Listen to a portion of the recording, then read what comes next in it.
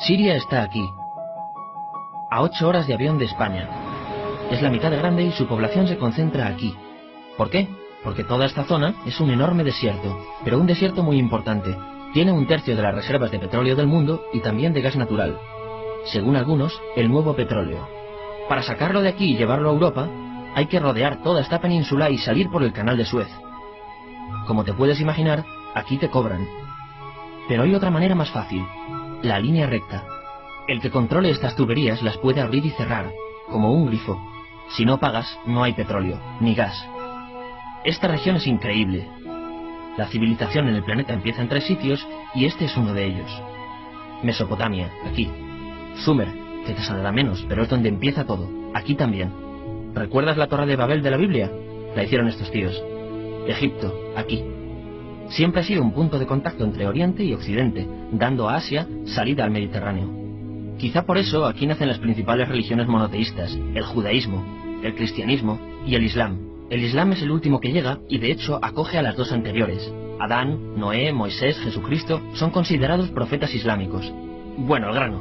Como la zona es brutal, todos han querido controlarla y siempre ha estado dentro de algún imperio. Los persas, los griegos, los romanos. El imperio romano termina partiéndose en 2 y finalmente solo sobrevive esto. Ahora es cuando la última religión monoteísta, el islam, construye su propio imperio. ¿Te acuerdas de las cruzadas? Bueno, pues son los europeos cristianos intentando recuperar esta zona de la que estamos hablando. Los últimos en llegar son los turcos, que ojo, no vienen de Turquía, sino de muy lejos en Asia, junto con Gengis Khan. Lo conquistan todo y fundan el Imperio Otomano. El Imperio Otomano se queda ahí hasta la Primera Guerra Mundial. 600 años. Cuando acaba la Primera Guerra Mundial, aparecen pequeños países donde antes estaba el Imperio Otomano. Y por primera vez vemos a Siria en un mapa. Hasta ahora la habíamos dibujado para no perdernos. ¿Y quién se inventa estos países? Bueno, lo que te voy a contar es alto secreto. O lo era en 1916. Este súper secreto se llama Acuerdo de Sykes-Picot. Los franceses y los ingleses no podían derrotar solos al Imperio Otomano. Solo podían si les apoyaba la gente que vivía dentro. En su mayoría árabes. ¿Cómo se los ganaron? Pues les prometieron la Gran Arabia, un país solo para ellos. El único problema es que era un timo. Antes de seguir, recuerda una cosa. Los árabes son un pueblo, pero no una religión. O sea, un árabe puede ser musulmán, puede ser cristiano, y antes del Islam parece que hubo tribus árabes con tradiciones judías. Bueno, pues a los árabes no les dieron ese único país que les habían prometido. En su lugar, franceses y británicos crearon muchos países pequeños. Estos países, obviamente, no eran países de verdad, sino zonas bajo su control, con gobernantes puestos por ellos. Durante este tiempo hacen lo que quieren con la zona. Recuerda que hay petróleo. Siria, aunque no tiene grandes reservas, tiene fácil salida al mar. Y Francia, que es la que se ha quedado con Siria, se lo da a compañías extranjeras. Después de la Segunda Guerra Mundial, los europeos se van. En el caso de Siria, son echados a patadas. Pero antes de irse, crean otro estado, Israel. No es el momento de hablar de ello, pero es un estado muy polémico que sus vecinos no reconocen. La prueba es que nada más irse los británicos, todos estos estados lo atacan. La zona, a partir de ahora, va a ser una bomba de relojería. Y mientras, ¿qué pasa en Siria? Bueno, pues no es muy estable. Tiene golpes de estado constantes. En esa época, aparece en Siria una ideología que se hace con el control y se expande por el mundo árabe, el Ba'ath. Esta ideología mezcla el antiguo sueño de una sola nación árabe con ideas socialistas. Y algo muy importante, es laica, o sea que no es religiosa. Siria se llega a unir con Egipto, un país con el que no tiene frontera. Pero no es algo raro, muchos de estos países intentan hacerlo también. Como recordarás, a esta gente se le había prometido un solo país y las ganas las seguían teniendo. Pero la unión falla.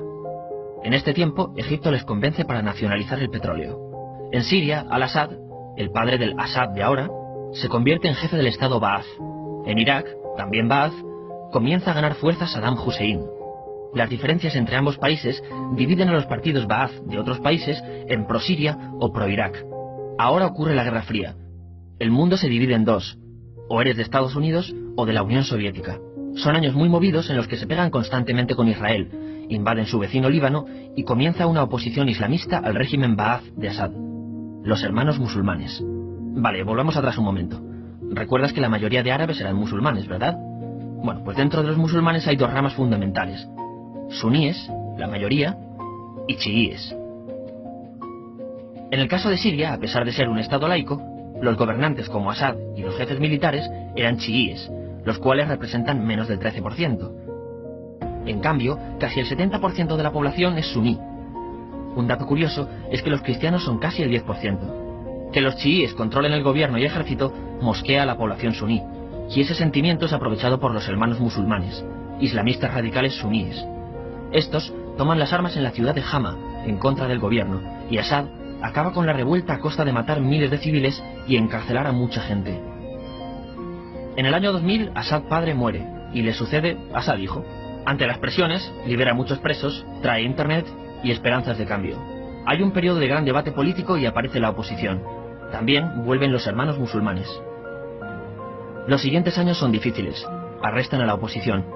Y Bush incluye Siria en el eje del mal, y esto la aísla. Está mal visto negociar con Siria. Los kurdos, un pueblo que vive repartido por varios países de la zona, comienzan a protestar también. Hay represión y muertos. En 2011, te sonará esto, ocurre la Primavera Árabe. ¿Qué es esto? Bueno, es una protesta que se va propagando por todos los países árabes pidiendo más democracia. Como ves, el mundo árabe, a pesar de estar dividido en países, tiene tendencias generales. Cuando llega a Siria, Assad hijo termina usando el ejército y en los enfrentamientos mueren unas 1000 personas. Los enfrentamientos irán escalando hasta que se conviertan en guerra civil. No hay un momento exacto de inicio. Lo importante es que hoy en día hay numerosas facciones en juego. Vamos a verlas. Pero primero piensa en que todo está dividido entre chiíes, la minoría, y suníes, la mayoría. Chiíes, y además laicos, o sea no religiosos, son el gobierno de Al-Assad. Controla todo esto, que si recuerdas son básicamente las zonas chiíes del país, y está enfrentado al resto. También mayoritariamente laico, pero suní, es el Ejército Libre de Siria, o FSA en inglés, junto con el Frente Islámico, que es religioso, y otros 70 y pico grupos más, forma una coalición que la prensa llama simplemente la oposición.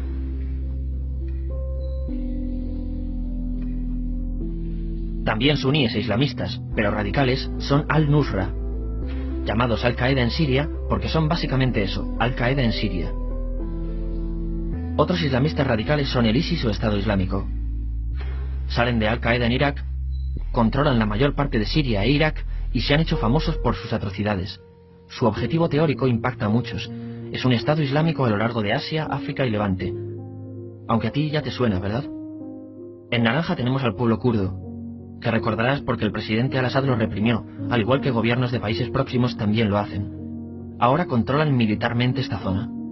Antes de terminar, repasemos los apoyos internacionales a fecha de octubre de 2015.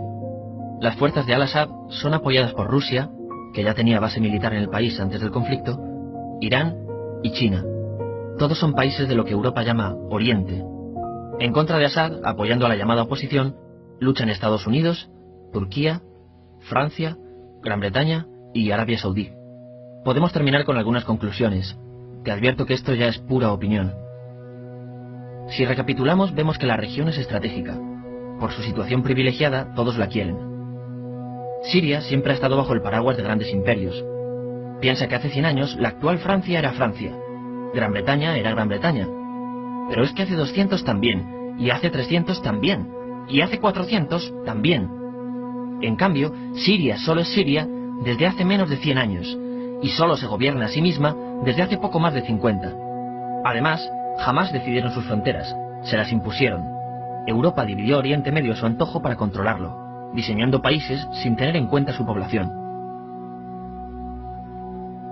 Muchos historiadores dicen que todo pueblo tiene la necesidad de manejar su propio destino, pero estos ingredientes que hemos visto juegan en contra de proyectos como la Siria Ba'ath, que encima usa la represión para mantenerse.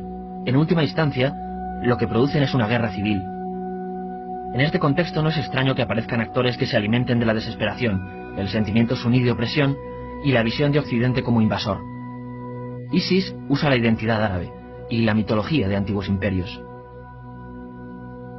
Cuando quieras entender el presente, pregúntate, ¿y el pasado?